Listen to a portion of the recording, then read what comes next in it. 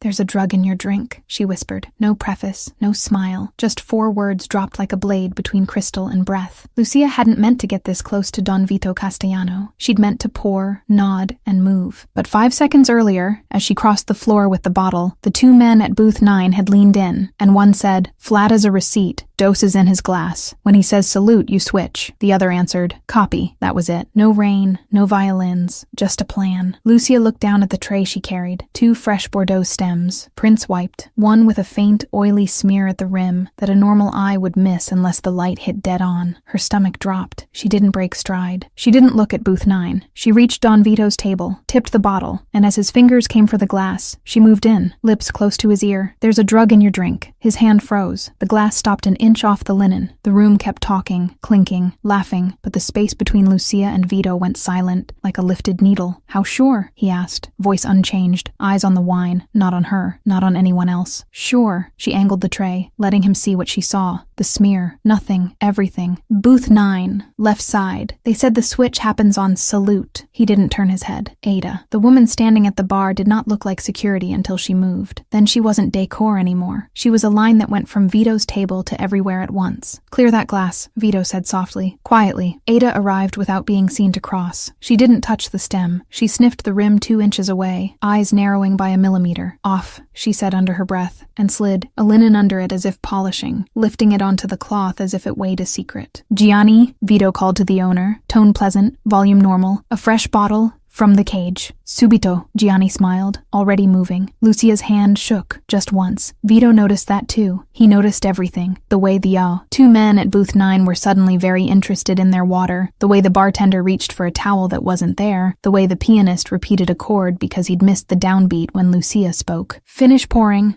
Vito said, still the perfect guest. "My friends are thirsty."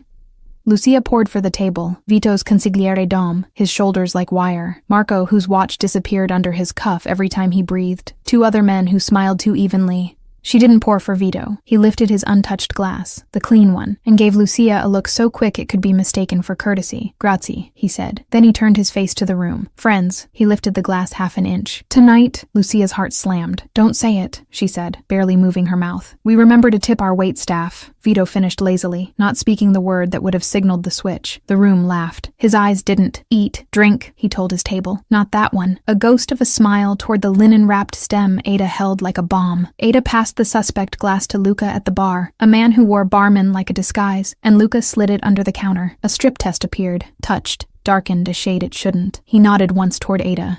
She nodded once toward Vito. Poison. Or worse, something that made a man forget the next hour and hand a pen to the wrong document. Booth 9 didn't leave. That told Lucia 2 things. There was a second move, and the first had been meant to be quiet. Her tray buzzed. No, her pocket. She slipped her hand into her apron and pressed the screen with her thumb without looking down. "Unknown number. Drink his sip for him, sweetheart." "Show us it's safe." Her skin went cold. Another message arrived before she could breathe. Or, "We ask your sister to do it." Lucia didn't have to look up to know booth 9 was watching her face. She didn't have to search to know the camera dot. Between the mirrors wasn't theirs. It was Vito's. And that whoever texted her had more than a plan. They had her name. Vito's voice arrived at her shoulder, as if he'd stepped into her pocket. "Something else?" She didn't nod. She did nothing a watcher could clip. She let the phone rest against the tray, screen hidden by her forearm, and placed the bottle down. "They want me to drink," she said, tone level, as if reciting specials. "Or they know my sister." Vito's smile didn't change. "Dom," he said, "we're doing the small room. Now." Dom didn't argue. He never argued in public. He stood, stretching like a man ready to go smoke, and took 2 steps toward the hallway that led to a private dining room used for proposals and problems. Vito rose a heartbeat later. "Friends," he announced to the nearest tables, "I'm going to ruin someone's night." Laughter he didn't wait for. He looked at Lucia. "Bring the bottle." "Of course," she said. Ada slid in on Lucia's other side. "Stay between us," she murmured. Eyes forward. They moved. Vito first, Lucia a half step behind his shoulder, Ada trailing. Marco fell off his chair like he'd forgotten his coat and appeared in the periphery, a hinge in a suit. The restaurant hummed, a polite organism pretending nothing interesting ever happened in public. Booth 9 stayed seated, which meant someone else was moving. The private room door clicked. Dom held it. Vito entered, then Lucia, then Ada, then the door shut. Sound cut to carpet and breath. "Phone," Vito said. Lucia handed it over. He read the messages once. He didn't ask if she had a sister. He looked at Dom. "2 shooters if it goes loud," he said. "One in the kitchen corridor, one outside the alley exit. The busboy is theirs. The bartender is ours. Booth 9 is a face. Real play is the switch," which failed, Dom said. Already dialing without moving his hands. Already pulling up eyes in places Lucia had never noticed. "Plan B is to scare her into making Plan A look safe," Vito went on. The logic, crisp and cruel. "Make her drink. Prove the glass is fine. We need the vial. We need the hands that touched it. We need the voice that typed, 'Sister.'" Ada opened a leather kit that looked like a check presenter. Inside wasn't a pen. It was a fold of swabs, small vials, a pale strip of plastic with squares that turned colors when asked the right question. She pulled a new stem from a clean rack, poured a finger of the suspect bottle, the one they had not used, and touched the strip. One square bloomed faint blue. "Sedative," Ada said. "Benzos plus something custom. It won't kill. It will erase." Lucia's stomach turned. Why not kill him? Vito looked at her, and for the first time his voice had something like warmth under the steel. "Because a dead man is a war. A soft man signs papers. The kind of betrayal that pays." Her phone buzzed in his hand again. He let it. He typed, "Quick, put it in my glass yourself if you're so brave. Set your timer. Watch me drink." Dom's eyebrow ticked. "You sure?" "What they want is control," Vito said. "What they fear is proof." Ada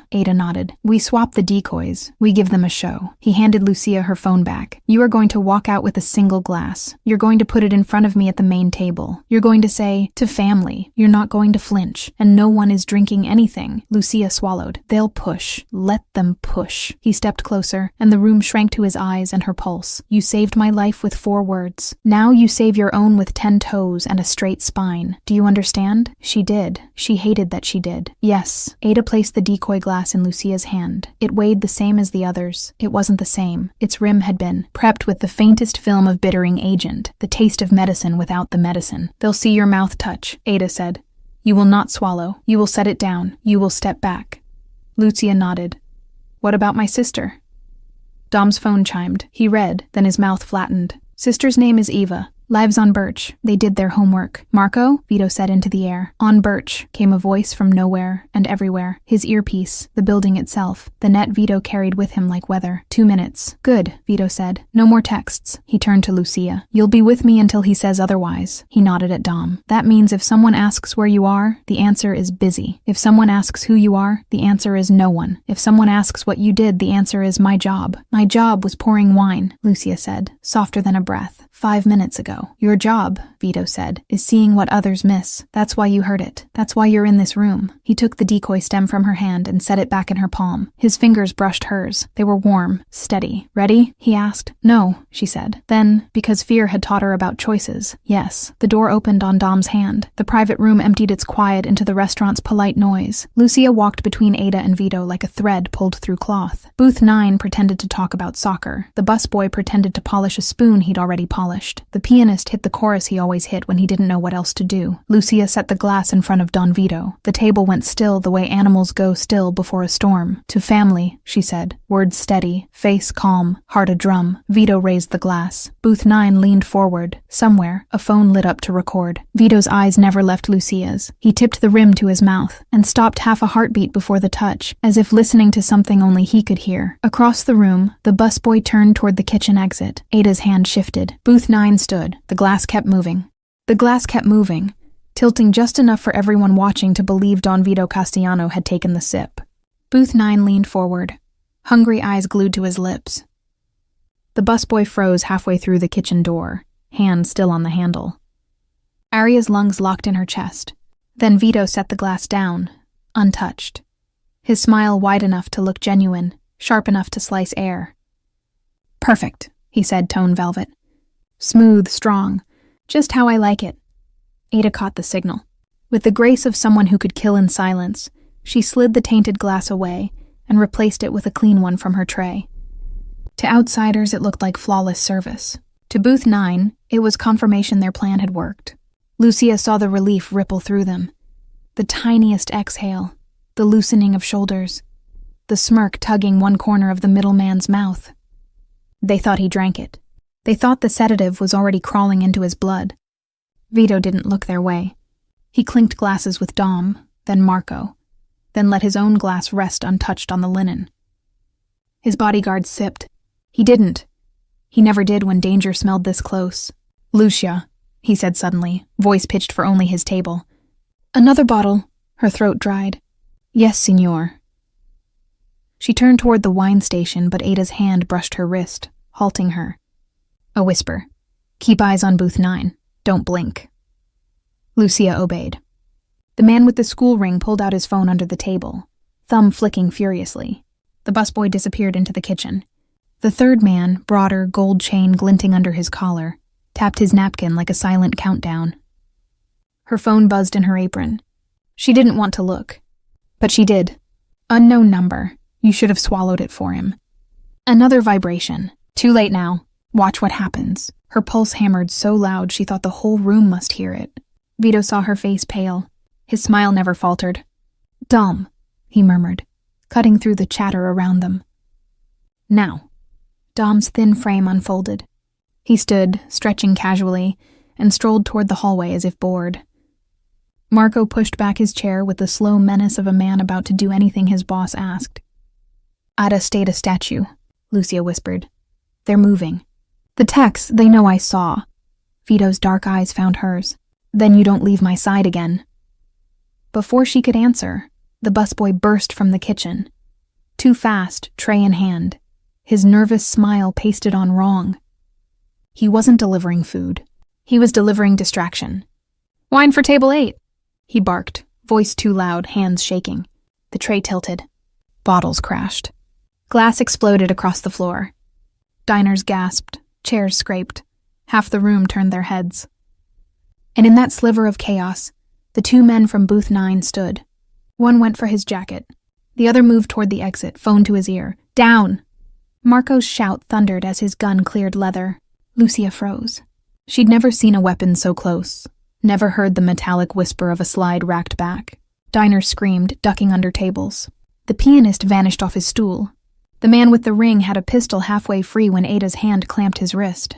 The crack of bone made Lucia flinch.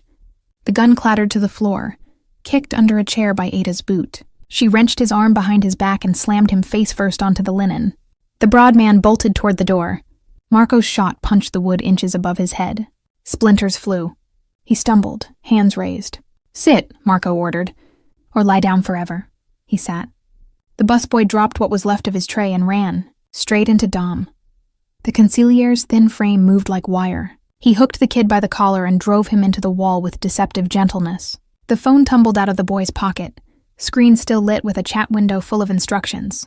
Silence slammed back into the room, heavy and unreal. Diners crouched behind tables, peering out wide-eyed. The air smelled of spilled wine, gunpowder, and fear. Vito hadn't moved. He still sat at the head of his table, hand resting on the stem of a clean glass, smile carved in stone. "Lucia," he said softly, evenly. "Pour me another, a fresh one." Her hands shook as she obeyed, the bottle sloshing against the rim before she steadied herself. She filled his glass. He raised it. "To loyalty," he said. His voice carried through the stunned restaurant, smoother than the wine, sharper than the gunshot still echoing in everyone's ears. He drank half in one swallow, no hesitation. When he set it down, the room exhaled. Diners clapped nervously, half convinced they'd just witnessed theater, not a near execution. But Lucia knew better. She'd seen the vial, heard the whisper, felt the text buzzing threats against her blood. Ada dragged the broken wrist man toward the private room. Marco kicked the broad one to his feet and shoved him after. Dom Frog marched the busboy, still whining, still swearing he didn't know what was in the bottle. Vito rose at last. He buttoned his jacket with casual grace, looked around the restaurant, and smiled like a king who owned the night. "Ladies and gentlemen," he announced, "your meals are on the house. Enjoy." Applause. Nervous laughter. Relief. But his hand brushed lightly against Lucia's elbow as he passed, guiding her with him toward the hallway. His voice was a whisper only she could hear. "You saved my life once," he said. "Now they'll come for yours. That means you're mine until this is finished." Her breath caught. She wanted to ask finished how, but she didn't dare. She followed him, deeper into the restaurant's private rooms, as the captured men were dragged in and the door locked behind them. The game wasn't over. It had only just begun. The private dining room smelled of oak and old money. but tonight it was just another battlefield. Ada shoved the broken wrist man into a chair. Marco forced the broad one down beside him, and Dom slammed the busboy against the paneled wall so hard the sconces rattled. Vito walked in last, slow and deliberate, like a priest entering confession. He shut the door himself, and the click of the latch was heavier than a gunshot. Lucia hovered near the doorway, clutching the empty wine bottle like a weapon she wasn't sure how to use. She wanted to melt into the wallpaper, but Vito's earlier whisper rang in her ears. "That means you're mine until this is finished." "Names," Vito said quietly. The man with the ring sneered through the pain of his twisted arm. "You already know who we are. Humor me."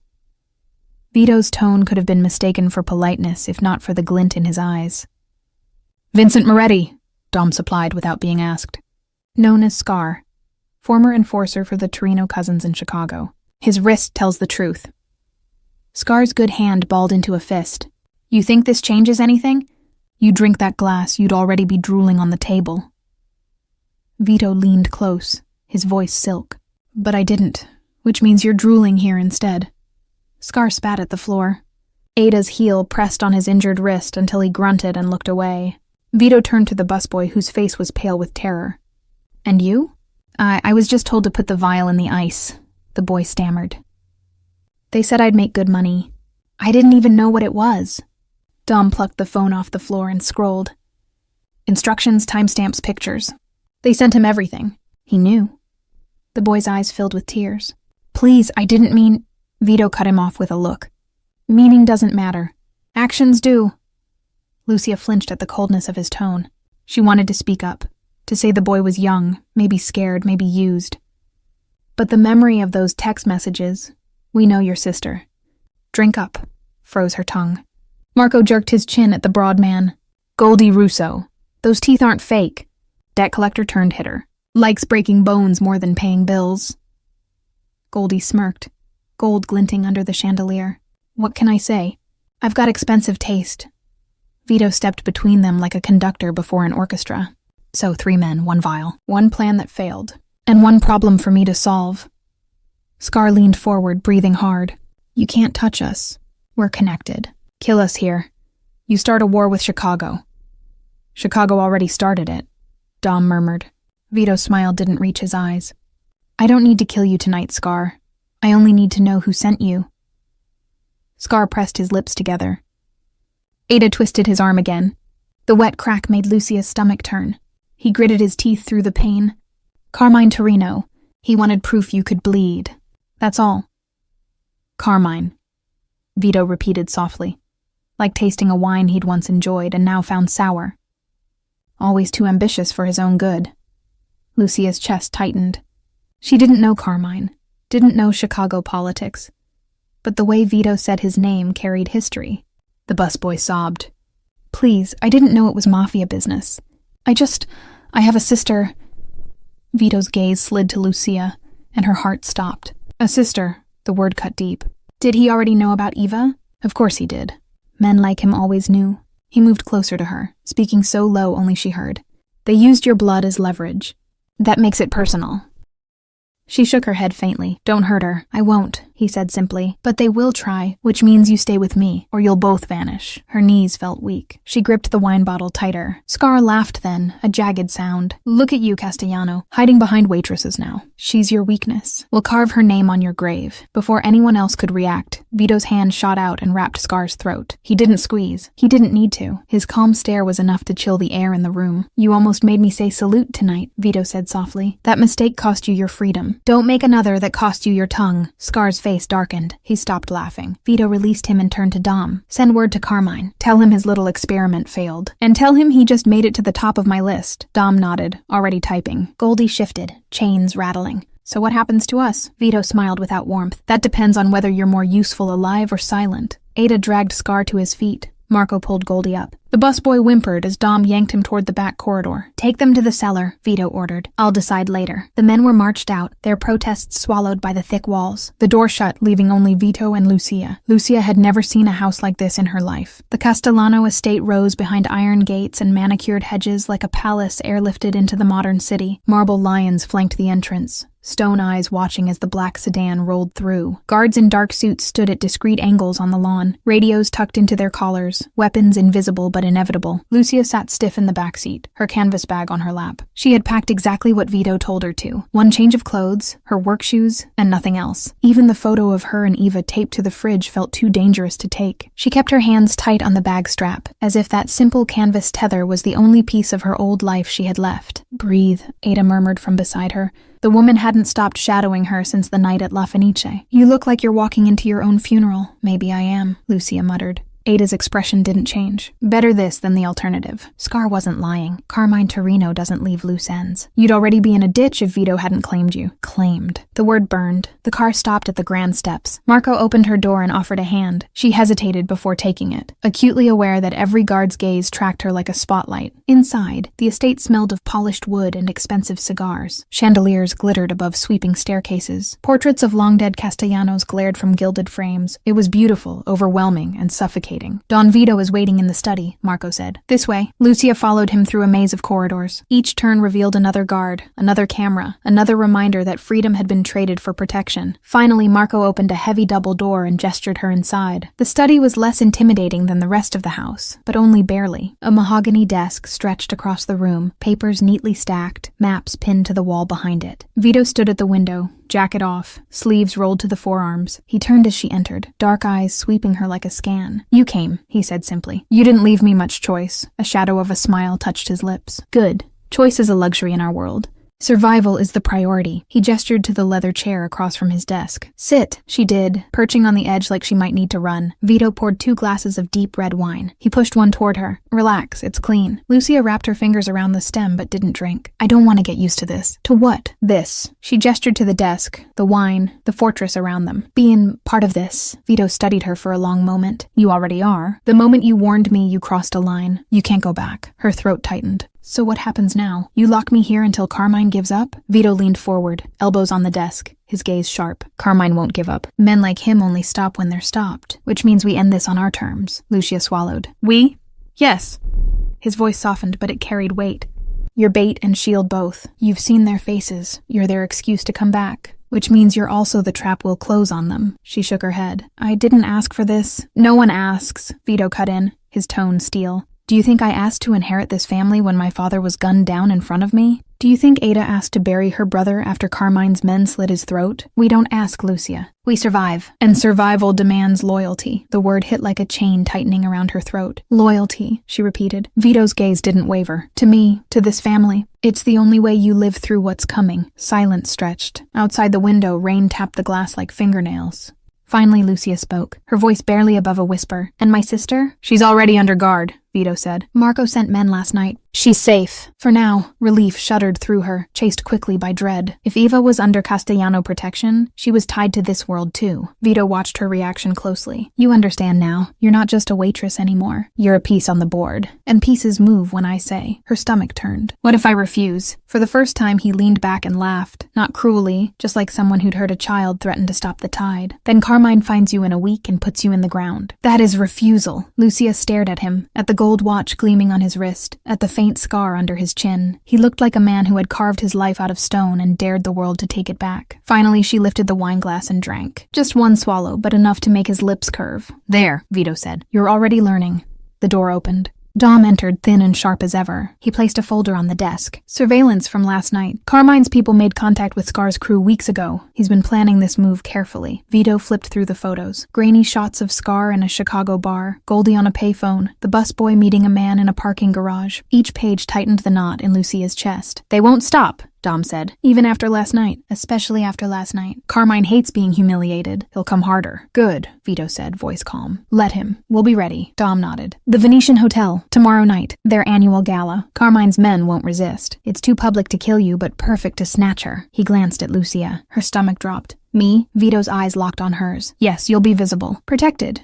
but vulnerable enough to tempt them. They'll try again, and when they do, we end this. Her grip tightened on the wine glass. You're using me as bait. I'm using you as the reason they'll make mistakes, Vito corrected, and I'm keeping you alive while they do. Lucia looked at him, at the absolute certainty in his eyes. She wanted to scream, to run, to fight, but all she could whisper was, "And if I don't play along?" Vito's smile was sharp as a blade. "Then you die, and so does your sister." The Venetian hotel glittered like a diamond in the middle of the city. Gold chandeliers, velvet drapes, marble floors polished so clean the reflections looked like ghosts. Outside, limousines lined the curb. Paparazzi flashes strobed like lightning against the night. Inside, 500 of the city's most powerful names were sipping champagne and pretending they weren't all watching each other. Lucia had never worn a dress like this. Midnight blue silk clung to her figure, slit high enough to reveal legs she didn't want anyone to notice. Ada had chosen it, sharp-eyed and unyielding. "You need to look like someone worth stealing," she'd said. And now Lucia stood at the top of the ballroom staircase, her hand looped through Don Vito Castellano's arm, and every eye in the room turned to her exactly as Ada had predicted. Her throat tightened. Bait, she thought. "I'm dressed like bait. Breathe," Vito murmured beside her, his hand warm against the small of her back. To everyone else, he looked like a man showing off his beautiful companion. To her, he was an anchor dragging her deeper. Dom's voice crackled softly in the tiny earpiece Ada had fitted her with. "South corner, Scar just arrived. He's trying to look like a donor, but he's scanning exits. Tommy's pretending to text in the lobby. Goldie's outside in a black sedan." Engine running, Lucia's stomach flipped. They were here, all of them. Vito guided her down the stairs, smiling like a king greeting his court. "Right on schedule," he whispered. Servers in crisp uniforms glided past with trays of champagne and canapes. Guests in glittering gowns laughed too loudly at jokes that weren't funny. A charity auctioneer droned on about vacation packages and priceless art. Beneath it all, the trap tightened. "Remember," Vito said as they reached the dance floor, "you're never alone. Every exit has eyes. Every vent carries sound. They'll think they have you. They'll never know they're already surrounded." Lucia nodded, but her heart hammered like a trapped bird. The orchestra struck up a waltz. Vito swept her into motion with ease, his hand firm on her waist, his steps precise. To onlookers, it was romance. To her, it was rehearsal for survival. "In 5 minutes," Vito murmured as they turned. "I'll excuse myself for a call. You'll be alone for 10. That's when they'll move." Her pulse spiked. 10 minutes? 10 is all we need. His dark eyes caught hers, steel beneath the warmth. "They need you alive. Remember that. They'll be careful. And when they try, my people close in." Dom's voice crackled again. Scars moving toward the service corridor. Tommy's circling the terrace doors. Goldie just stepped out of the car. Lucia's breath caught. She could feel them closing in. The song swelled. Vito spun her, his palm steady, his smile radiant for the crowd. "Trust me," he said softly. Then he lifted her hand to his lips and kissed it with theatrical charm. "Caramella, don't go anywhere," he said loudly enough for the nearby guests to hear. Then he released her and strode across the ballroom, every inch the man who owned the night. And just like that, she was alone. The orchestra shifted to another waltz. Guests paired off, laughing, gossiping. To anyone watching, she was just another woman catching her breath near the railing. But she felt it. Eyes on her, circling, hunting. Dom's voice came again.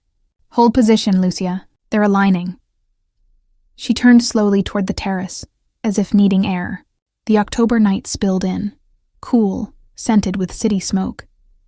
A handful of guests lingered, enjoying the skyline view. "Beautiful night, isn't it?" a voice said. She turned. Scar stood a few feet away in a tuxedo, glass of champagne in his good hand, smile carved into his scarred face. Up close, she could see the puckered line of damage running from ear to jaw, the story of violence written on skin. "Yes," she said, forcing calm. "Very peaceful." "Peaceful," Scar echoed, stepping closer. "Funny word, considering you're about to come with me." From the shadows by the service door, Tommy appeared, his youthful face hard with determination. Behind her in the ballroom, she glimpsed Goldie moving toward the terrace entrance, cutting off retreat. Dom's voice in her ear was a lifeline. "We see them. Hold, Lucia." Another 30 seconds. Her mouth went dry. Scar's hand slid inside his jacket, fingers brushing a weapon. His smile widened. "You can come quietly, or you can scream. Either way, you're coming." Lucia's chest tightened. She wanted to run, to fight, to scream. But then she remembered Vito's words. "They need you alive." "That's your edge." She met Scar's eyes. "I don't think so." He chuckled darkly. Brave, I like brave. Makes it sweeter when it breaks. But before he could draw the gun, the terrace shifted. Men in tuxedos who had looked like ordinary guests suddenly moved with military precision. Earpieces glinted. Pistols appeared from hidden holsters. The few remaining donors gasped and scattered. Scar froze, eyes darting. Tommy's hand stalled mid-draw. Goldie cursed under his breath. Then a voice cut the night air, smooth and lethal. Vincent Moretti, Don Vito called, stepping onto the terrace like a judge entering court. I believe you wanted a conversation. Scar's face drained of color. Around him, every path was blocked. Ada by the door, Marco by the railing, Dom near the service corridor. The trap had sprung. Lucia's knees nearly gave out, but she stood tall. The predators were caged. For the first time, she realized Vito's promise had been real. She was never alone. But as Scar's cold eyes flicked toward her, she understood something else. This wasn't the end. This was only the beginning. Scar froze in the spotlight of Don Vito's voice. For a heartbeat, his scarred face stayed hard, eyes darting between exits, weighing the impossible. Then he smiled, slow and bitter. You're clever, Castellano, he said, raising his hands just enough to show he wasn't reaching for his gun. But clever only buys time. Chicago won't forgive this. Chicago doesn't have to forgive, Vito replied smoothly, stepping closer. They only have to remember. And tonight, they will remember your failure. Marco moved in like a shadow, gun leveled at Goldie's chest. Ada pressed her blade discreetly against Tommy's ribs. Dom slipped behind Scar, pale eyes glittering. The terrace was no longer a ballroom view. It was a cage. Lucia stood near the railing, her chest tight, her hands trembling. But her eyes didn't leave Vito. He was calm, controlled, dangerous. The kind of man who could turn a gala into an execution without blinking. Scar tilted his head toward Lucia. And her? He said, voice sharp. She's nothing. A waitress you dragged into this. Kill us and she'll still die. Carmine won't stop until he buries her and everyone she loves. Lucia's breath caught. He knew. Somehow he knew about Eva. Vito's gaze flicked to her, then back to Scar. That was your mistake. Threatening what's mine. Scar's grin faltered. Marco, Vito said. Marco shoved Goldie to his knees. Goldie cursed, but the muzzle against his neck silenced him. Ada twisted Tommy's arm until the boy whimpered. Dom held Scar steady with a grip like iron. Lucia, Vito said suddenly. Her head jerked up. What? He held out his hand, palm open, steady as stone. Come here. She hesitated, every instinct screaming to stay back. But something in his voice, calm, commanding, absolute, pulled her forward. She placed her hand in his. His grip was warm, strong, terrifying. These men wanted you to poison me, he said, his voice low but carrying. They wanted you to be the reason Castellano blood spilled on a restaurant floor. Tell me, Lucia, what do you think they deserve? Her heart pounded. She looked at Scar's sneer, at Tommy's terrified eyes, at Goldie's clenched jaw. She thought of Eva's name lighting her phone, the words, "We know your sister." I think, she whispered, voice trembling, they deserve nothing. Vito smiled faintly. He turned to his men. Take them! Scar roared as Dom dragged him back inside. Goldie spat threats until Marco's fist silenced him. Tommy cried out, begging as Ada shoved him through the door. Then the terrace was empty, but for Lucia and Vito. The night air heavy with city lights and unspoken promises. Lucia pulled her hand back, shaking. What happens to them? Vito's gaze lingered on the city skyline. That depends on Carmine. If he wants them back, he'll have to crawl. And when he does, I'll cut his legs out from under him. Her stomach turned. So you'll kill them. Or use them, Vito said calmly. Tools, leverage, examples. Death is quick. Fear lasts longer. Lucia swallowed hard. She wanted to argue, to say this wasn't justice. It was vengeance. But she couldn't forget the texts. She couldn't forget how close Vito had come to raising that glass. He stepped closer, lowering his voice. You see now, don't you? You can't go back to your old life. You saved me. That means you belong in this world, whether you want it or not. Her eyes stung. I didn't want this. No one ever does, Vito said softly. But some are chosen. Before she could respond, Dom returned, his thin frame cutting through the night. "The men are secured. Carmine will hear by morning. He'll know he lost." Vito nodded. "Good. Make sure he also knows why." Dom's gaze flicked to Lucia. "And her? She comes home with us," Vito said firmly. "She's under my protection now." Lucia shivered at the word. Protection. It sounded safe, but it felt like chains. As Vito guided her back inside, applause rose from the ballroom, the oblivious guests assuming the interruption had been nothing more than theatrics for the charity gala.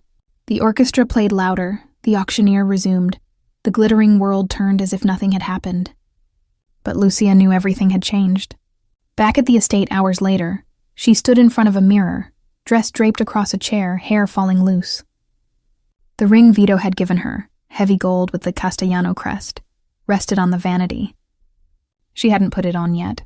She wasn't ready. A soft knock at her door. Ada entered without waiting for permission. "He wants to see you." Lucia's chest tightened. Now? Now!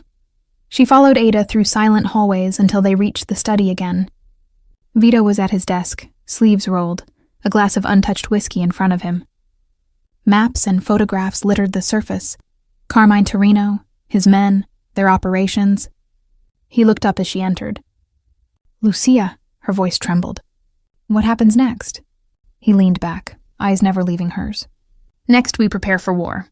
Carmine struck first. I'll strike last. And me? You'll stand beside me," he said simply. "Because you're not just a waitress anymore. You're the reason I'm alive. That makes you part of this family." Lucia's throat tightened.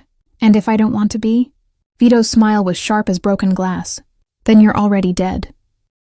Morning sunlight poured through the estate's high windows, but inside Don Vito's study the mood was darker than midnight. Scar, Tommy, and Goldie had been locked in the cellar since the gala, their muffled curses echoing through stone walls. Lucia hadn't slept. Every time she closed her eyes, she saw Scar's scarred grin, Goldie's teeth flashing like coins, Tommy's frightened face. And worse, she saw Eva, alone in her apartment, unguarded, vulnerable. She gripped her phone so tightly her knuckles went white. Vito had promised Eva was safe, but no text had come. No proof, only silence. The door opened. Marco stepped in, broad shoulders filling the frame. Boss wants her. Lucia followed him to the study. Vito sat behind his desk, a spread of photographs laid out like cards in a deadly game. Carmine Torino's face stared up from the center, eyes cold even in grainy black and white. "Lucia," Vito said, looking up. "Sit." She sat on the edge of the leather chair, hands clenched in her lap. "Did you find out anything?" Vito gestured to the photos. "Enough. Carmine sent Scar to test me, to weaken me, to humiliate me. Now that they failed, Carmine has no choice but to come harder, which means we decide where and how he strikes." Dom entered quietly, thin as ever, holding a folder. "Intel from our people in Chicago. Carmine made calls last night.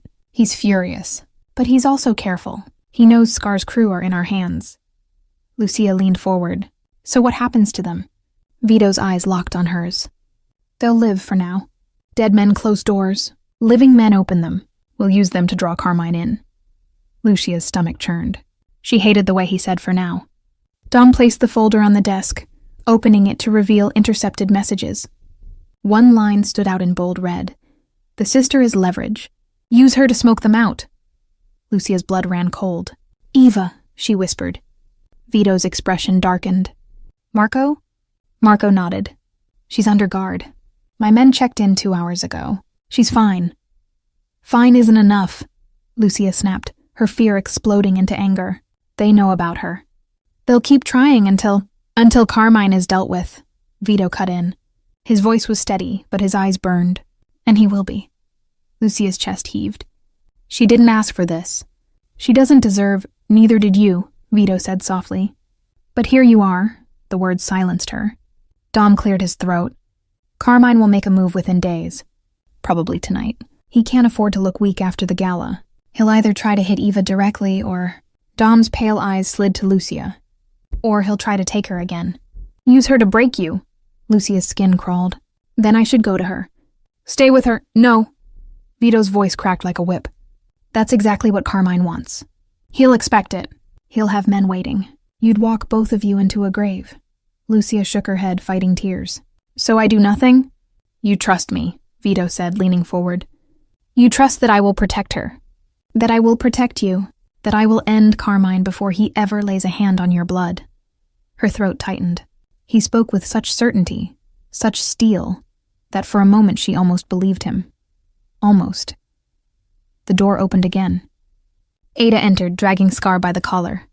His face was bruised, eyes blazing with defiance. Marco shoved Goldie in behind him, wrists bound, jaw swollen. Tommy trailed last, trembling, his youthful bravado gone. Ada forced Scar into a chair opposite Vito. They're awake. Scar spat blood on the rug. You think keeping us breathing makes you stronger? Carmine will burn this house to the ground to get us back. Vito poured himself a drink, swirling the amber liquid like he had all the time in the world. He'll try, and when he does, I'll bury him in his own fire. Scar laughed bitterly. You're finished, Castellano. Everyone knows you got soft. Taking in waitresses, protecting nobodies. You're not your father. The words hung heavy. Marco tensed. Dom's jaw twitched. Even Ada's expression flickered. Vito didn't move. He sipped his drink, set it down, and leaned forward. You're right, he said calmly. I'm not my father. Scar smirked. I'm worse. The silence that followed was suffocating. Then Vito's gaze slid to Lucia. Tell me, he said. If you had the power, what would you do with them? Her breath caught. Me? Yes. You're the reason they failed. Your word kept me alive, so your word decides their fate. Scar sneered. You don't have the stomach, girl. You're still just a waitress. Lucia's hands shook, but she forced herself to meet his eyes. No, she said, voice trembling but steady. I'm the reason you're still breathing. Scar blinked, caught off guard. Lucia turned to Vito. Keep them alive. Make Carmine pay for them. Then destroy him. A slow smile spread across Vito's face. Good instincts. You're learning. Dom nodded slightly, approval in his pale eyes. Marco smirked. Ada gave the faintest nod. Scar cursed under his breath, but for the first time, fear cracked through his defiance. Vito stood, his presence filling the room like thunder. Take them back. Feed them. Patch them up. Make sure Carmine hears they're still breathing. Ada dragged Scar out. Marco shoved Goldie. Dom herded Tommy. The door shut, leaving silence again. Vito turned back to Lucia. You've made your choice. That makes you family. Her chest tightened. I didn't choose. You did, Vito interrupted gently. Every time you open your mouth, you choose. And tonight, you chose loyalty. Lucia shook her head, but the weight of the Castellano ring on the desk mocked her. She hadn't put it on yet, but she knew deep down she already wore its invisible chains. Vito stepped close, lowering his voice. You want your sister safe? Then stay by my side, because in this war there's only family or enemies, and enemies don't live long. Lucia swallowed hard. And when Carmine comes? Vito's smile was sharp as a blade. Then we finish what he started. The night fell heavy on the Castellano estate. Guards rotated along the iron gates, headlights swept the gravel drive, and cameras blinked like watchful eyes. To anyone outside, it looked impenetrable. To Lucia, standing on the balcony of her borrowed bedroom, it felt like a gilded cage. She clutched her phone, staring at the blank screen. No messages from Eva.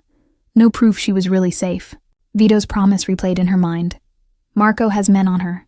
She's fine, but promises didn't quiet the storm in her chest. A knock at her door jolted her. Ada stepped in, silent as always. You're needed, she said simply. Lucia followed her down marble halls into the war room, Vito's study transformed. Maps of Chicago and the city sprawled across the desk, red pins marking locations, strings connecting faces. Dom hunched over a laptop, scrolling intercepted texts. Marco leaned against the wall, loading magazines with methodical precision. Vito stood at the head of the table, sleeves rolled, voice calm. Carmine's patience has run out. He's making his move. Dom looked up, pale eyes sharp. Intercepted chatter confirms it. A team was sent tonight. Not for you, Vito, for her. He nodded at Lucia. Her stomach dropped. Eva? Dom clicked a file open. Security camera stills filled the screen, grainy images of men in black hoodies near a modest apartment building. Her apartment building? Eva's building. Lucia's breath hitched. No, she was supposed to be safe. She is, Marco said flatly. My men intercepted them before they reached the door. 3 shooters, 2 fled, 1 dead. Lucia covered her mouth. Dead. Someone had died on her sister's street because of her. Eva's alive, Vito said firmly. That's what matters. Tears stung her eyes. For how long? They'll keep coming. That's why we stop them, Vito cut in, his tone steel. He pointed to the map. Carmine sent men across state lines. That's a declaration. He's forcing my hand. Dom adjusted his glasses. He'll expect retaliation. He'll prepare. Good, Vito said. Let him. This ends before the week is out. Lucia's voice cracked. You talk like it's simple. But it's not just you and Carmine, it's me. It's Eva. I didn't choose this war. Vito's gaze locked on hers, burning. Neither did I, but here we are. She shook her head, trembling. Why me? Why does it have to be me? Because you heard, Vito said softly. Because you saw, and because you whispered. The room went still. Ada's eyes flicked between them. Dom looked back to his laptop. Marco slid another bullet into a magazine with a quiet click. Lucia's chest tightened. She wanted to scream, to walk away, to grab Eva and disappear. But she knew the truth. Scar had been right. Running would only put a target on her back bigger than before. Her phone buzzed suddenly. An unknown number again. Lucia's hands shook as she read the message aloud. She's next. Unless you walk away from Castellano tonight. Her vision blurred. It's Eva. They'll kill her if... Vito snatched the phone, scanning the text with cold precision. He handed it to Dom. Trace it. Dom's fingers flew. Burner, pinging off 3 towers. But it's coming from inside the city. Vito's jaw tightened. He's closer than I thought. Lucia grabbed his arm, desperation flooding her voice. Please, you can't gamble with her life. Vito turned to her, his expression unreadable. I don't gamble. I calculate. And I don't lose. Easy to say when it's not your sister. His eyes darkened. Every man I've buried in this war was someone's brother, someone's son. Don't tell me I don't understand.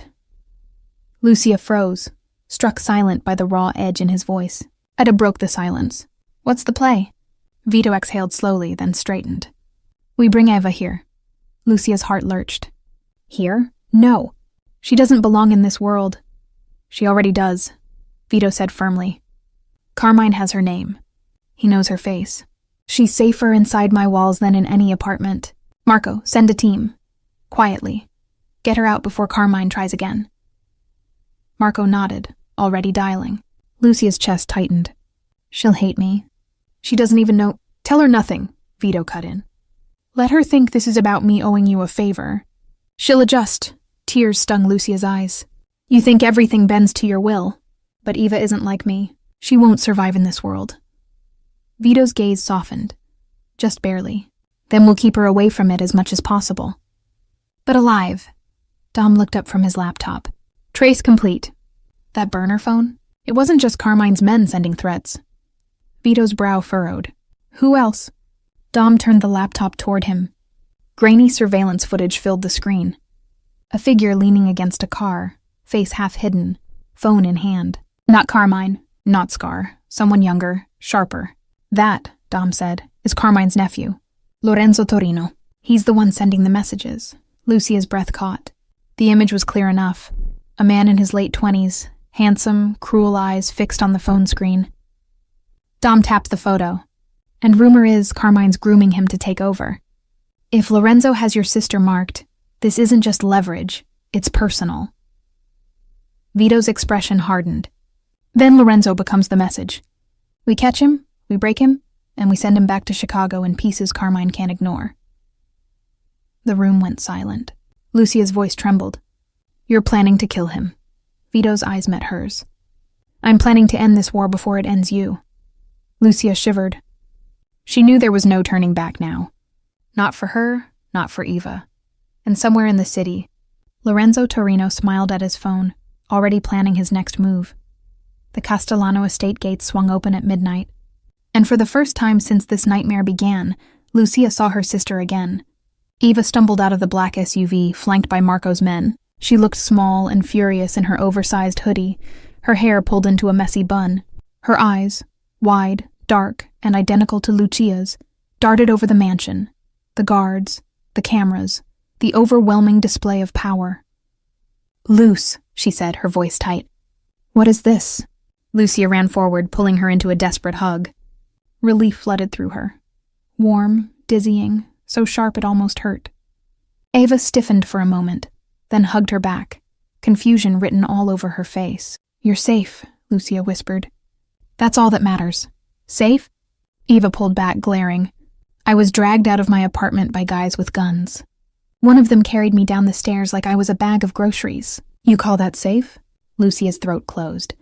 She glanced at Vito, who had come out onto the steps, his presence cutting through the night like a blade. Ava's glare shifted to him instantly. "And who the hell is this?" she demanded. "Don Vito Castellano," he said smoothly, as if introducing himself at a dinner party instead of a midnight extraction. "A friend of your sister's. You're welcome in my home." Eva snorted. "Friend?" "Right. Guys like you don't have friends, they have property." Lucia's heart sank. "Eva, please, no!" Ava shook her head, her voice cracking. "You vanished. No texts, no calls, nothing. And now I'm in some Mafia palace being told I'm safe? What did you drag us into, Luce?" Lucia's chest ached. She wanted to tell her everything. That the wine was poisoned. That Scar whispered death over dinner. That texts promising blood had crawled into her phone like spiders. But how could she? How could she admit that 4 whispered words, "Don't drink that glass," had changed their lives forever? "She saved me," Vito said suddenly, his voice calm but heavy with truth. Eva turned on him. "Saved you? She's a waitress. She makes tips, not miracles." "She saved my life," Vito repeated, his gaze steady. "Which makes her family now. And family is protected." Eva's face twisted. "Protected? This is prison." Lucia grabbed her hands. "Eva, please. They know your name. They were at your building tonight. You weren't safe there. You're only safe here." Eva's eyes filled with tears, anger and fear clashing in her chest. She yanked her hands free. "No, you made a choice for both of us. And now we're trapped in his world." Silence fell. Guards shifted uncomfortably. Marco looked away. Ada's hand brushed the knife at her hip. Vito didn't move. "You're angry," he said, his voice low, even. "That means you're still alive to feel it. Be grateful." Eva glared at him. "I don't owe you anything." Vito smiled faintly, dangerous in its softness. "Not yet." Lucia squeezed her eyes shut. "Please, both of you, just... Not tonight," Eva huffed, turning away. "Fine. Show me where I'm supposed to sleep in my new prison." Ada gestured for her to follow. The youngest Torino target had just arrived under Vito's roof, and the air inside the mansion felt ready to snap. Later that night, Lucia couldn't sleep. She sat on the edge of her bed, listening to the hum of security cameras outside, the distant footsteps of guards. She replayed Eva's words over and over. "You dragged us into this."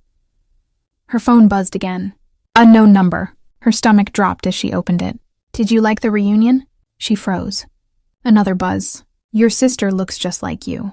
Easier than I thought. Lucia's blood turned to ice. "No?" A third buzz. Turned to the window. Heart hammering, she moved to the curtains and pulled them back. Across the estate lawn, just beyond the outer lights, a shadow stood, a tall figure still watching. The phone buzzed one last time. "Smile for me, Lucia. Because next time I won't be so polite." She staggered back, her hand clamping over her mouth to keep from screaming. "Lucia!" She jumped. Vito stood in her doorway, silent as a ghost, his eyes narrowing as he saw her face. "What is it?" Wordlessly, she held out the phone. He read the messages, jaw tightening. His gaze snapped to the window. By the time Marco arrived, the shadow was gone. "Lorenzo Torino," Vito muttered, his tone like ice. "Bold enough to stand on my lawn." "Who is he?" Lucia whispered, shaking. "Carmine's nephew," Vito said. "The one who thinks he's untouchable." His eyes darkened. "He just made his first mistake." Lucia's voice cracked. He was watching Eva. Vito stepped closer, his hand firm on her shoulder. "Then he's already dead. He just doesn't know it yet." At dawn, the estate was locked down tighter than a fortress. Guards doubled. Cameras re-angled. Dom paced like a vulture. Ada sharpened her knives. Marco inspected rifles. Lucia sat with Eva in the sunroom. Her sister hadn't said a word since the night before, staring out the window at the sprawling lawn as if planning an escape. "Eva, please," Lucia whispered. "I know it feels wrong, but they'll kill you if you leave." Eva turned, eyes red, jaw trembling. "And what if staying kills us faster?" Before Lucia could answer, the estate shook. Not metaphorically. Literally. A thunderous boom rattled the glass, shaking chandeliers, sending guards shouting into radios. Lucia grabbed Eva as the second explosion ripped across the lawn, fireball lighting the early morning sky. The estate's outer gate had just been blown apart. Sirens wailed. Marco stormed in, weapon drawn. "Boss, they're here!" Carmine's men, he brought them to the gates. Lucia's heart stopped. War wasn't coming. It had already arrived. The ground still shook as smoke billowed past the broken gates. Guards rushed into position, radios crackling with shouts. "South perimeter breached!" "Multiple hostiles, heavy weapons!" Lucia clutched Eva's hand, dragging her behind a marble column in the sunroom. Her sister was sobbing, terrified, eyes locked on the fiery glow spilling into the estate grounds. "Luce, what's happening?" Eva cried. Before she could answer, Marco stormed in, rifle raised, his voice steady despite the chaos. "Boss says lock the sisters down. We'll hold the front." "No," Eva screamed, yanking her arm. "I'm not hiding in some cage while people shoot outside." "Eva," Marco snapped. "This isn't a debate. You move or you die." Lucia tightened her grip. "Please, just listen." But Eva's eyes blazed. "Listen? To him? To you? This is insane." Another explosion rattled the walls, shattering a chandelier in the hall. Eva shrieked as glass rained down, but Marco grabbed them both, muscling them toward the reinforced door at the back of the sunroom. Behind them, Ada appeared, knives strapped to her arms, face grim. "East wall's compromised. They're inside the grounds." "Numbers?" Marco barked. "Dozen, maybe more. Carmine's not holding back." Lucia's blood went cold. "They're here? Inside the estate?" Ada shoved the panic door open, revealing a narrow staircase descending underground. "Move," Eva resisted. "I'm not going into some hole in the ground." Ada leaned in, her voice a hiss. "You want to watch your sister die? Because that's the only other option." Lucia pulled Eva into the stairwell before she could argue again. The heavy steel door slammed shut behind them, muffling the gunfire but not erasing it. The stairwell was dim, the air thick with dust and the hum of generators. Eva stumbled after her, still muttering curses. Lucia's heart pounded with each step, every boom above them shaking dust loose from the ceiling. When they reached the bottom, a thick vault-like door loomed ahead. Marco spun the wheel lock, shoving it open to reveal a bunker lit by fluorescent strips. Dom was already there, papers spread across a table, a handgun in reach. His pale eyes flicked to the sisters. "Good, at least they're alive." "Where's Vito?" Lucia demanded, breathless. "Where he always is when the wolves come to the door," Dom said evenly. "At the front, holding the line." The words hit like a fist. Above, the muffled roar of automatic fire rattled the bunker walls. Lucia pressed her palms over her ears, Eva burying her face against her shoulder. "Stay here," Marco ordered. "Do not open the door for anyone unless it's me or Ada. Understood?" Lucia nodded, though her chest screamed to run after Vito. Eva grabbed her hand like a lifeline. Marco disappeared back into the stairwell. Ada followed with a last glance, her expression unreadable. The door clanged shut, leaving them sealed in the bunker with Dom. Eva was pacing like a caged animal. "This is insane. They're bombing us. You're just going to sit here and wait to die?" Dom's voice was sharp. "Your sister already saved his life once. That's the only reason you're breathing. Don't waste it." Eva spun on him. "Saved his life? What is she, his pet now?" Lucia's chest burned. "Eva, please." "No, Luce." Eva snapped. "You keep defending him, but all I see is a man who dragged us into hell." Lucia's lips trembled. "I dragged us into hell. I heard them planning to poison him. I whispered to stop him. That was me, not him." Eva's face crumpled. "Then you ruined us." The words stabbed deeper than any bullet.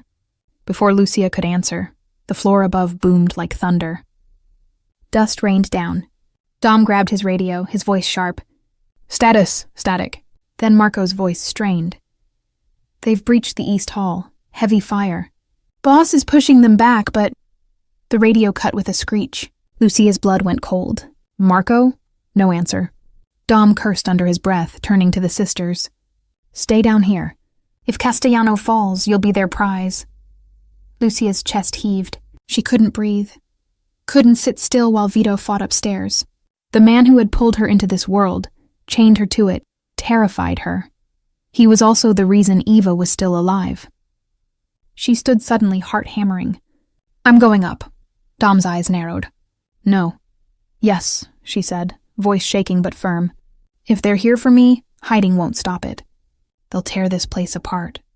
Eva grabbed her arm. Luce, don't! Lucia turned to her, tears brimming. If I don't, we both die anyway. The radio crackled faintly. Vito's voice, calm even through static. Dom, hold the bunker. I'm buying time. Lucia froze. His tone wasn't victory. It was finality. No, she whispered. He's not going to make it. Dom's jaw tightened. He will. Another explosion shook the bunker, lights flickering. Eva screamed. And then silence. Too heavy, too wrong. The radio crackled again, but this time it wasn't Vito. A mocking voice slithered through the static. Carlo sends his regards. The king's about to fall. Hand over the sisters, and maybe we'll let you crawl out alive. Dom's face drained of color. Lorenzo. Lucia's knees buckled. He was inside the estate. Eva clutched her tighter, whispering in terror. Luce. He's coming for us. The bunker lights flickered once, then twice, as the sound of heavy boots thundered above. Dust sifted from the ceiling, sprinkling the table where Dom had spread his maps. Eva clung to Lucia's arm, nails digging into her skin. The radio crackled again. Lorenzo's voice, smooth, cruel, too close. Castellano's finished. His men are bleeding on the lawn. Open the door, sweetheart. Save yourself and your sister. Otherwise, we'll come in and take you. Lucia's blood ran cold. He was talking directly to her. Dom's pale eyes snapped to the steel vault door. He moved like a blade, quick and efficient, stacking files, sliding a pistol across the table toward her. Lucia stared. I don't know how to... You'll learn fast, Dom said. Point and pull. That's all that matters, Eva gasped. You're giving her a gun? She's never... The bunker walls shook violently, cutting her off. Metal groaned. The reinforced door bulged inward with the force of explosives. Breaching charges, Dom muttered. He racked his own pistol, calm as death. When it blows, stay low. Aim for legs, not heads. You're not soldiers, but you can slow them. Lucia's hands shook as she gripped the weapon. The weight felt unreal, alien. Her reflection in the polished steel table showed a woman she barely recognized. Hair wild, dress torn, fear written across her face. But beside her was Eva, trembling, wide-eyed, whispering, I don't want to die here. Lucia's chest hardened. She couldn't let that happen. The explosion came like a thunderclap. The vault door tore off its hinges, crashing inward in a shower of sparks and smoke. Figures stormed through. Men in black tactical gear, rifles raised. Dom fired first, 2 sharp cracks. One man dropped. Another stumbled. Marco's voice roared faintly from upstairs. He was still fighting. But here, in the bunker, the battle had reached them. Down! Lucia screamed, yanking Eva to the floor as bullets shredded the table. Sparks flew. The maps burned at the edges. She raised the pistol with shaking hands and fired. The recoil jolted her shoulder, nearly tearing the gun from her grip. But one of the attackers fell, clutching his thigh. Another advanced. Ada appeared behind him like a phantom, her blade flashing across his throat. He collapsed silently, crimson spreading across the concrete. More poured in, 6, maybe 7. Gunfire deafened. Eva sobbed, pressed flat against the floor. Lucia fired again and again, missing once, grazing another.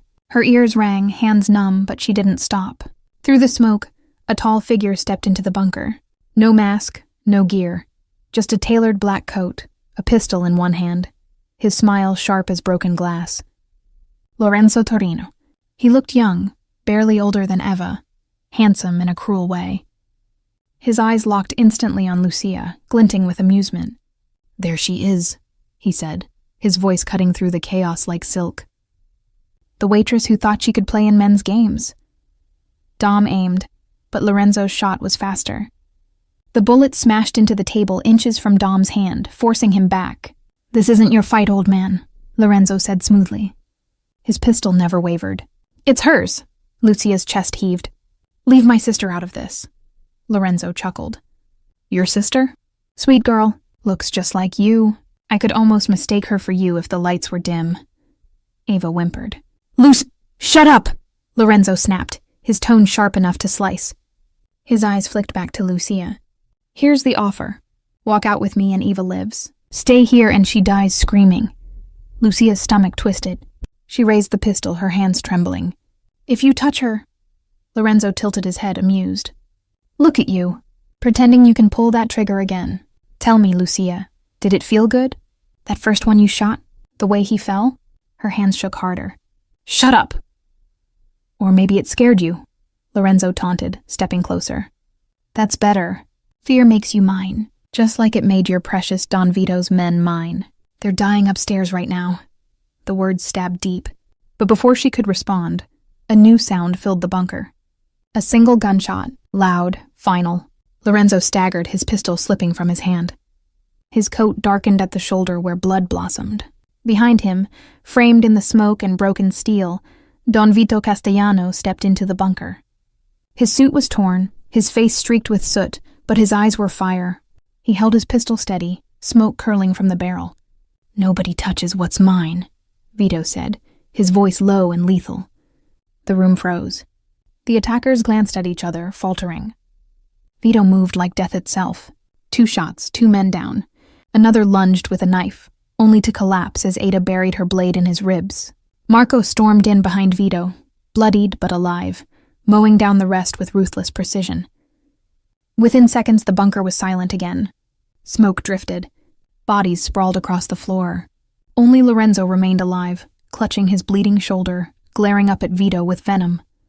"You can't stop it," Lorenzo spat. "Carmine will bury you. He'll bury her." His gaze flicked to Lucia. Vito's gun pressed to Lorenzo's forehead.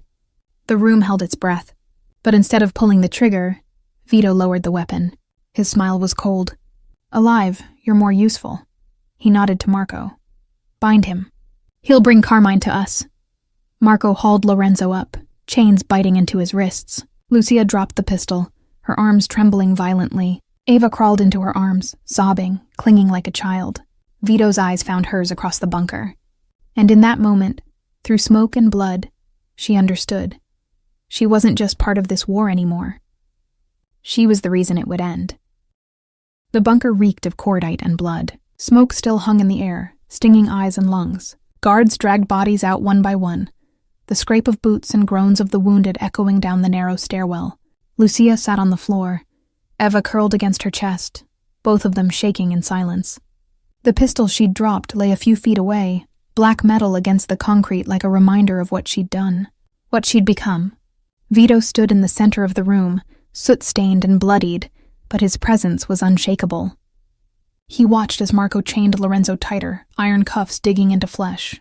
Lorenzo's smirk never left, even with blood soaking his sleeve.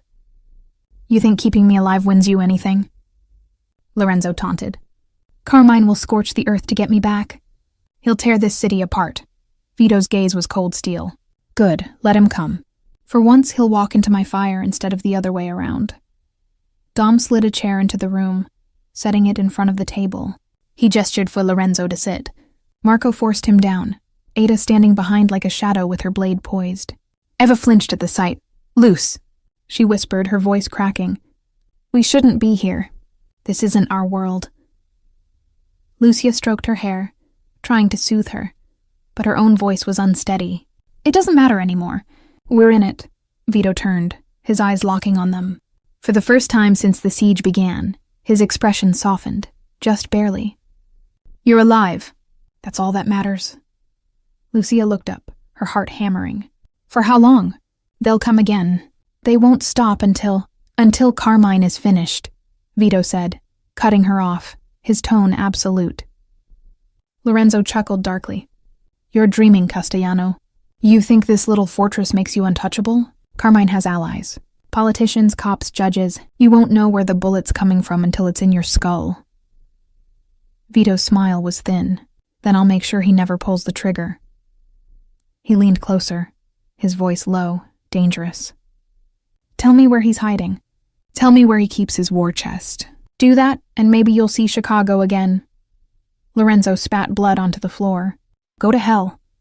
Ada's knife kissed the side of his neck. You'll get there first, she said flatly. But Vito raised a hand, stopping her. No, he stays breathing, for now. Dom adjusted his glasses. Boss, if we hold Lorenzo, Carmine won't retreat. He'll escalate. This war ends one of two ways. We bury them, or they bury us. Vito nodded once. Then we bury them. The words rang through the bunker, final as a death sentence. Hours later, after the last flames outside were extinguished and the dead cleared from the estate grounds, Lucia stood alone in the courtyard. The night was eerily still now, broken gates replaced with armed guards and temporary barricades. Ava refused to leave her side, clutching her arm as if letting go meant being swallowed whole. We have to run, Luce, she whispered. Now, before it's too late. Lucia shook her head, her throat tight. There's nowhere to run, don't you get it? They'll find us anywhere. Then we disappear. Change our names. Leave the country. Lucia almost laughed at the absurdity. With what money? With what papers? And with Carmine hunting us like animals? Eva's tears shimmered in the moonlight. I don't care about money. I just want you back. I want us back.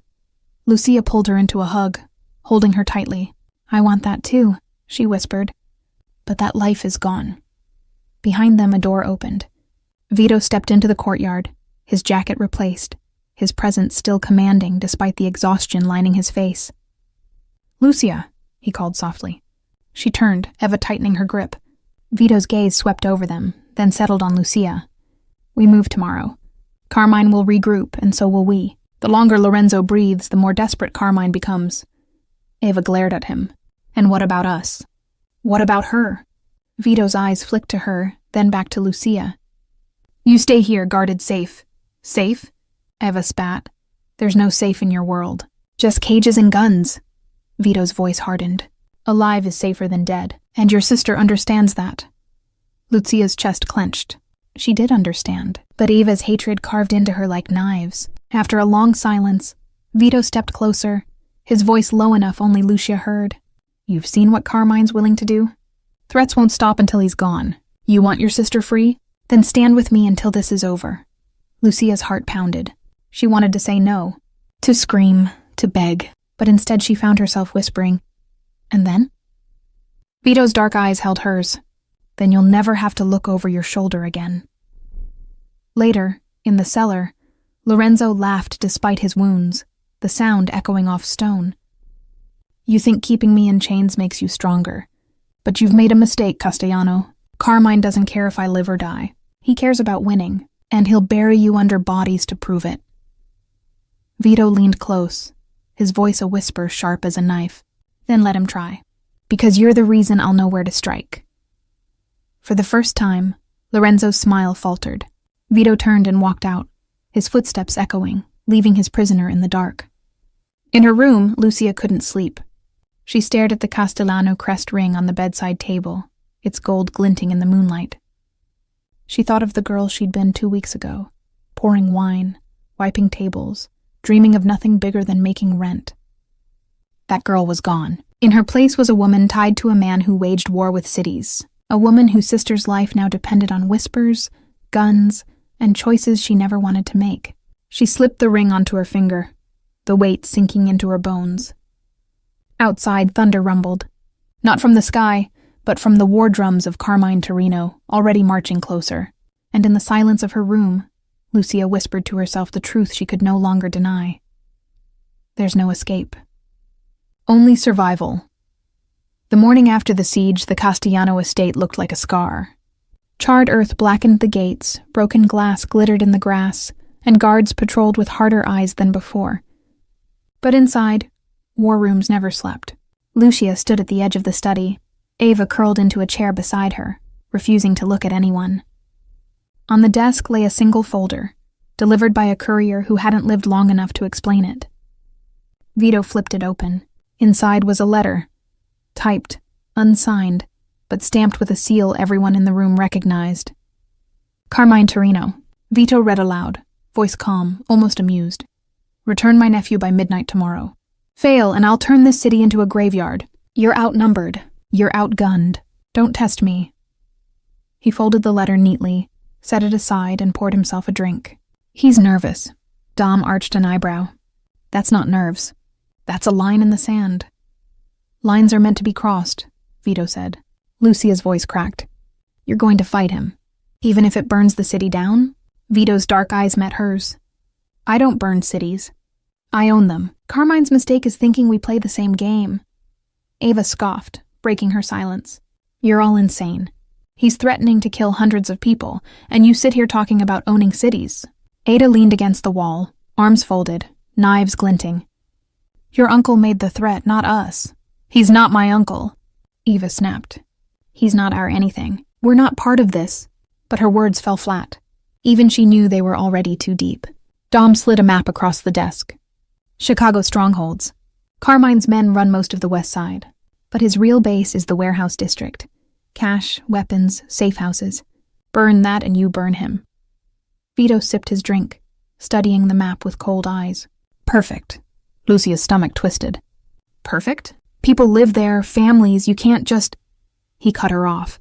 I don't kill civilians, Lucia, but I will cut the legs out from under anyone who points a gun at me, or at you. Her breath caught. At me? You're the reason Carmine's desperate, Vito said softly. You embarrassed him. You gave me leverage. Now he'll throw everything at breaking you. That's why you stay close to me. Eva's voice was sharp. So you're just going to use her? Like bait? Vito didn't blink. Like family. Eva stood, trembling with rage. You keep saying that word. Family. But all I see are cages and chains. If you really cared about her, you'd let her go. Lucia's heart clenched. She wanted to say yes, to beg Vito to release her. But when her eyes met his, something else rose. Fear. Yes. But also a dangerous pull she couldn't deny. She's safer here, Vito said. His voice was calm, final, leaving no room for argument. Ava's tears spilled. She stormed from the room, slamming the door so hard the walls rattled. Silence hung. Vito looked at Lucia, his tone softer. She'll understand. In time. Lucia shook her head. No. She'll hate me forever. Better she hates you alive than loves you dead. The words cut deep, because she knew they were true. That evening, the estate's cellar echoed with Lorenzo's laughter. Lucia had followed Ada down, unable to stay away. She wanted to see the man who had stood outside her window, who had smiled at her like a wolf sizing prey. He sat chained to a chair, bruised but grinning. When his eyes met hers, his smile widened. There she is, he said smoothly. The waitress who thinks she's a queen now. Ada shoved him back down when he leaned forward. Watch your mouth. But Lorenzo's gaze never left Lucia. You know he's lying to you, right? Castellano. He doesn't save people. He owns them. That ring he gave you? His eyes flicked to her hand. That's a shackle. Gold-plated, but a shackle all the same. Lucia swallowed hard. You don't know anything about me. I know enough, Lorenzo said, his voice dripping venom. I know you didn't grow up in this world. I know you want out, and I know he'll never let you leave. His words crawled into her chest like thorns. She wanted to deny them, but deep down she feared he was right. Ada's knife pressed to his throat. One more word and you'll choke on it. Lorenzo chuckled. Go ahead, kill me. Carmine will slaughter you all before the blood dries. Ada's jaw tightened, but she didn't strike. Lucia turned and fled, her pulse hammering. She hated Lorenzo, but his words echoed in her skull long after she left the cellar. That night, Vito found her in the garden, sitting alone under the broken moonlight. You shouldn't wonder, he said softly. Not tonight. I can't breathe in there, she whispered. Your guards, your guns, your walls, it feels like a coffin. He crouched in front of her, his face shadowed. It's not a coffin. It's armor. You think I like walls? Gates? Guards watching my every step? No, but without them I'd be dead. And so would you. Her throat tightened. Ava hates me. She hates you. She'll never forgive this. Vito's eyes darkened. She'll forgive one day, when she sees you alive. Lucia looked at him, tears brimming. And if she doesn't? His hand brushed hers, warm and steady. Then you'll still have me. Her heart stuttered. She should have pulled away, but she didn't. For the first time, she let herself wonder if she wanted to. At midnight, Dom stormed into the study, phone in hand. "Boss, Carmine just made his move." Everyone turned. Dom's voice was grim. "He's calling in politicians, judges, even federal agents. He's painting this as a kidnapping. He wants Lorenzo back through the courts. If that fails, he'll send an army. Either way, the clock is ticking." Vito's jaw clenched. "Then we don't wait. We strike first." Lucia's blood ran cold. "Strike where?" Dom laid down fresh intel. Photos of warehouses, bank accounts, blueprints. "Chicago," he said. "We burn his empire to ash." Lucia's breath caught. Chicago. The city Carmine ruled like a king. The city that would now become a battlefield. And she, a waitress who once whispered, "Don't drink," was standing at the heart of a war about to swallow them all. The black sedan cut through the night like a knife, headlights slicing the fog that clung to the outskirts of the city. Inside, silence reigned except for the low hum of the engine. Lucia sat in the back seat beside Vito. Eva pressed against her other side like a shadow, unwilling to let go. Marco drove, eyes fixed on the road, while Ada sat in the passenger seat, blade strapped openly to her thigh. Dom had chosen to stay behind, coordinating through encrypted channels. Chicago loomed ahead, a skyline of steel and fire. Vito broke the silence first. His voice was calm, too calm. "By tomorrow morning, Carmine Torino will have nothing left." Eva scoffed bitterly. "And how many people will you destroy to make that true?" Vito didn't look at her. "As many as it takes." Lucia reached for Eva's hand, but her sister pulled away. The distance between them hurt worse than any gunfire. Vito noticed. He always noticed. His gaze shifted to Lucia. "You'll stay close to me tonight. No wandering, no mistakes. Carmine's men will be desperate. Desperate men make rash choices." Lucia's throat tightened. "And if I can't do what you ask?"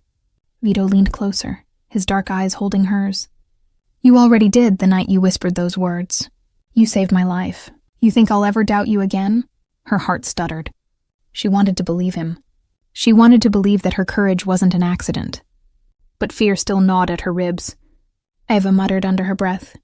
"He doesn't trust you. He's just using you." Vito's lips curled faintly.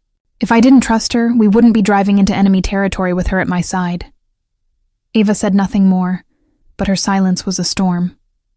The convoy pulled into an abandoned rail yard on the edge of the warehouse district.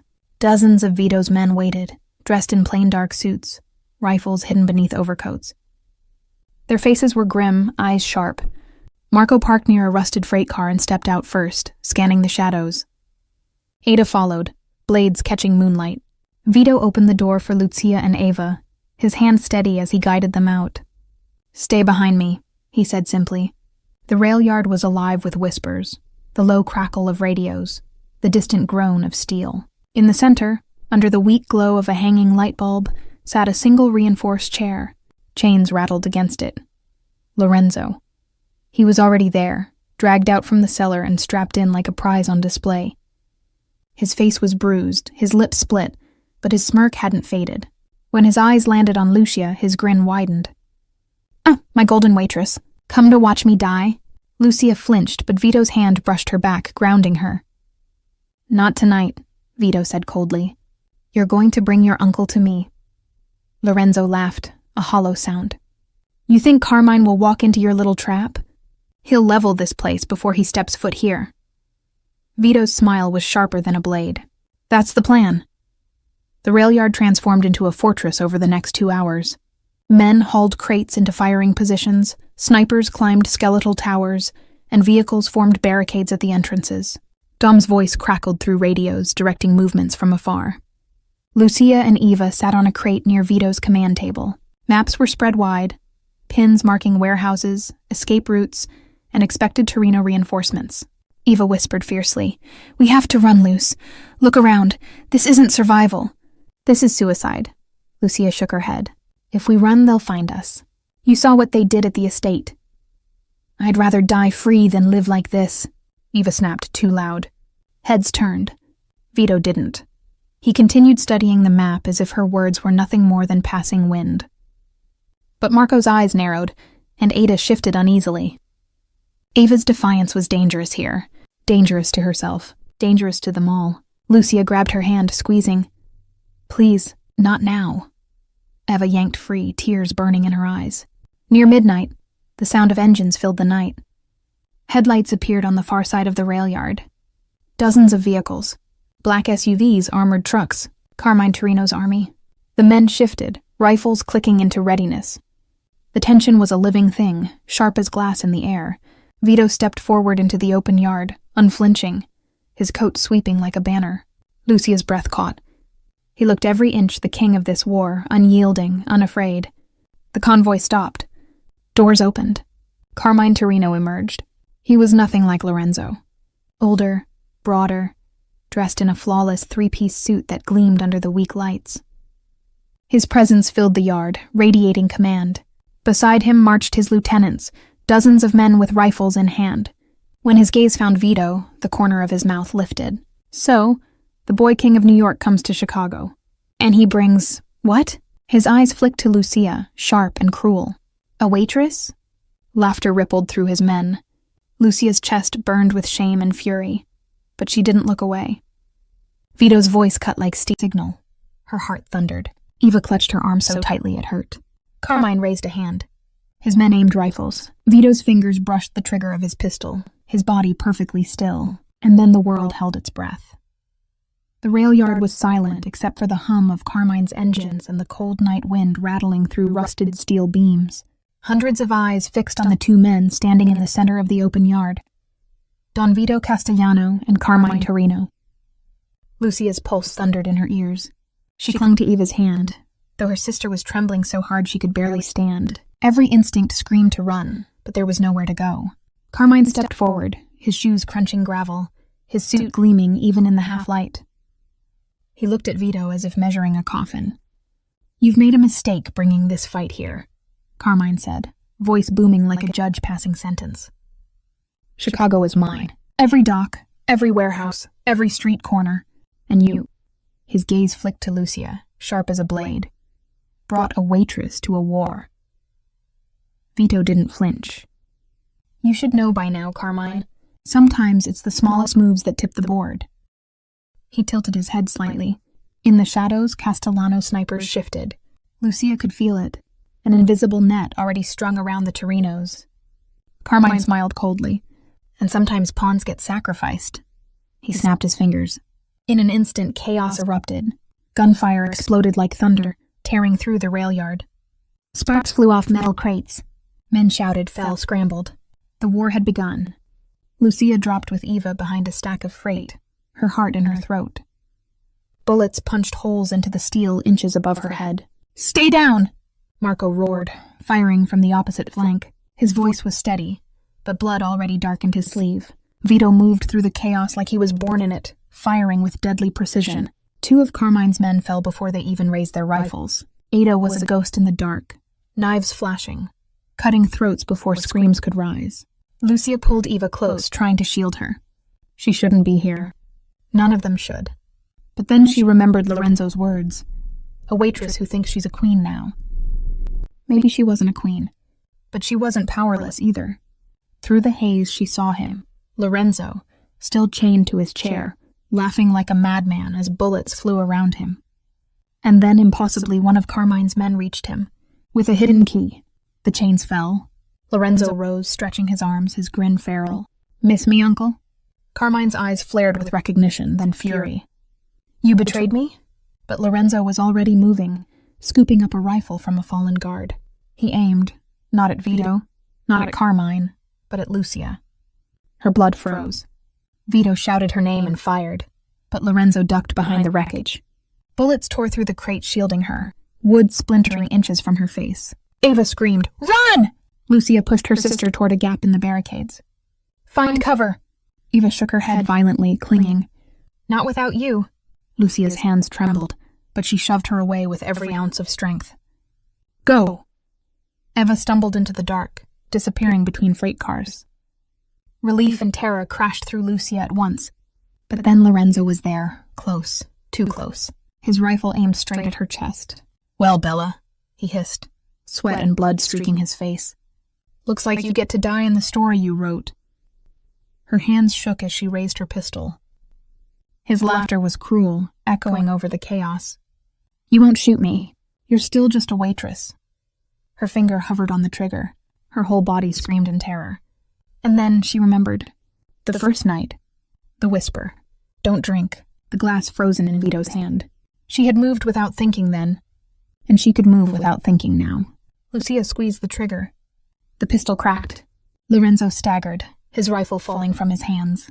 Blood bloomed across his chest, shock flashing across his face. His lips moved, trying to speak, but no sound came. He collapsed into the dirt. Lucia's chest heaved, her hands shaking violently. She had done it. She had killed him. "Lucia!" Vito's voice roared through the chaos. He was at her side in seconds, his arm hauling her up, shielding her with his own body as gunfire still cracked across the yard. "It's over," she gasped, her voice breaking. "Not yet." His eyes were fire. "Not until Carmine falls." Across the yard, Carmine fought like a man possessed, his guards falling one by one. But Castellano's trap was closing, Marco's men driving them back, Ada carving paths through the chaos. Finally, Carmine found himself surrounded. Vito stepped into the circle, his pistol raised. Blood streaked his face, his suit torn, but his stance unshakable. "It ends tonight," Vito said. Carmine spat on the ground. "You'll never kill me. Even if you put a bullet in my skull, others will rise. The city will always belong to Torinos." Vito's smile was cold. "Not anymore," a single shot echoed. Carmine crumpled to the ground, lifeless. The yard fell silent. It was over. Lucia stood frozen, her ears ringing, her heart pounding.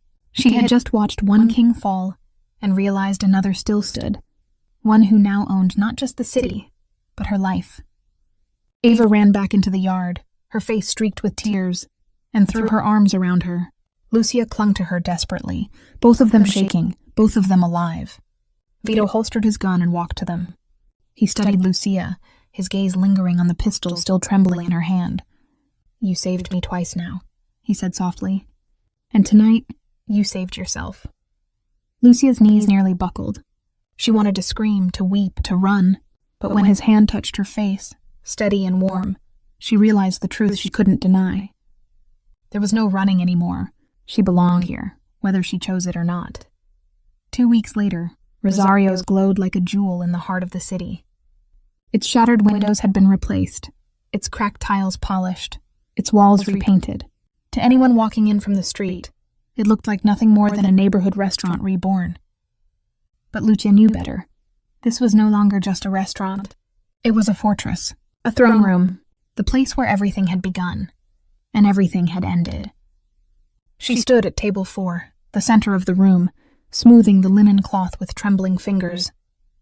The table where Don Vito Castellano had once nearly raised a poisoned glass.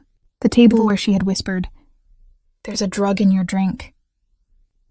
Her life had never been the same. "Stop fussing." Maria's warm voice cut through her thoughts. The owner bustled past, smiling like she always did. But her eyes flicked toward the suited men stationed discreetly in every corner. They weren't busboys. They weren't waiters. They were Castellano soldiers. Lucia smiled faintly. "Habit. Habits keep you alive," Maria said softly, squeezing her shoulder before moving on. The doors opened. A hush fell over the room. Don Vito entered. He wore no armor, no visible scars from Chicago, but his presence filled the restaurant like fire fills a hearth. His men flanked him, but they were unnecessary. Everyone who mattered already knew. Carmine Torino was dead, and the Castellanos ruled unchallenged. Lucia's heart skipped.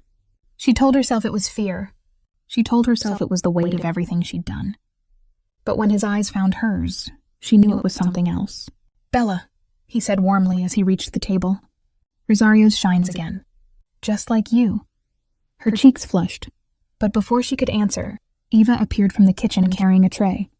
She wore the apron awkwardly, clearly out of place but alive. That was what mattered. Alive. Ava set the tray down with more force than necessary, her eyes avoiding Vito. She muttered, "Dinner's ready," before slipping back into the kitchen. Lucia's chest tightened. They were still sisters, but something fragile had cracked between them. Vito watched her go, then turned back to Lucia. His smile was faint, knowing. "She'll understand. In time." Lucia shook her head. "She doesn't want to understand. She wants to forget." "And you?" Vito asked softly. "Do you?" She looked at him, at the man who had dragged her into this world, the man she had saved and who had saved her in return. She thought of Lorenzo's body hitting the dirt. She thought of Carmine's last breath.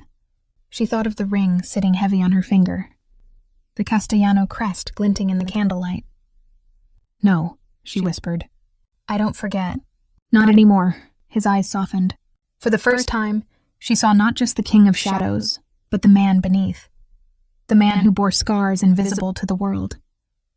"Then your family," he said simply. Dom appeared at his side, pale eyes as sharp as ever. He set a glass of wine before Vito, then another before her. His voice was cool. "Everything is ready. The city bows again." Vito nodded. "Good. Tonight we celebrate." He raised his glass.